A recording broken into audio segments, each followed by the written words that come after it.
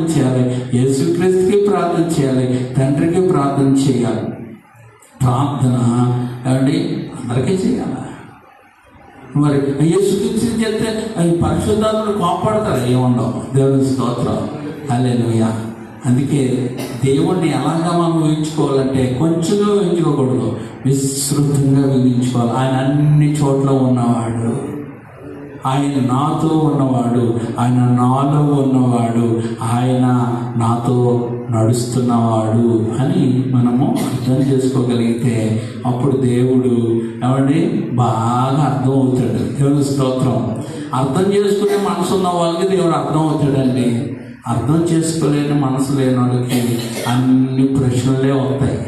అర్థం చేసుకున్న వాడికి ఇంకా నమ్మకమే. అందుకే చూడండి, ఎవరైనా నమ్మారనుకో అండి వారిని వదిలిపెట్టరు. ఎవరైనా నమ్మలేదనుకో వాళ్ళని విడిచిపెట్టేస్తాం. అందుకే మనం దేశ ప్రభుని నమ్మామనుకో మనం ఆయన విడిచిపెట్టాలి. దేవుని స్తోత్రం. ఇంకా ఆయనతోనే వెళ్ళిపోతాం అన్నమాట. అందుకే హనోకు దేవుణ్ణి నమ్మాడు, ఆయనతోనే నడుచుకుని వెళ్ళిపోయాడు అనమాట. ఇది ఈ పాట పాడుకొని ముగించేసుకున్నాం. దేవుని స్తోత్రం.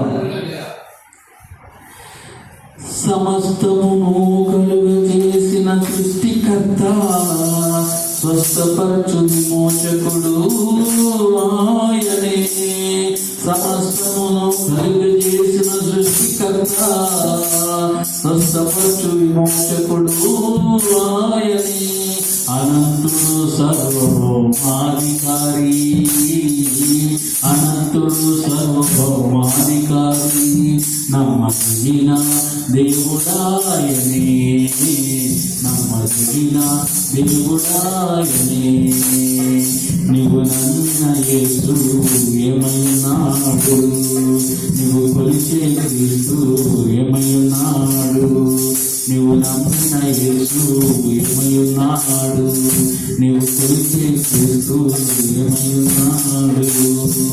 మహిమనంత విడిచి క్రీస్తుడిగా మారి కన్య గర్భమున మానవదారిగా దిగి వచ్చి, మహిమనంత విడిచి క్రీస్తుడిగా మారి కన్య గర్భమున మానవదారిగా దిగి వచ్చి, అద్భుతములెన్నో చేసి చూపి, అద్భుతములెన్నో చేసి చూపి,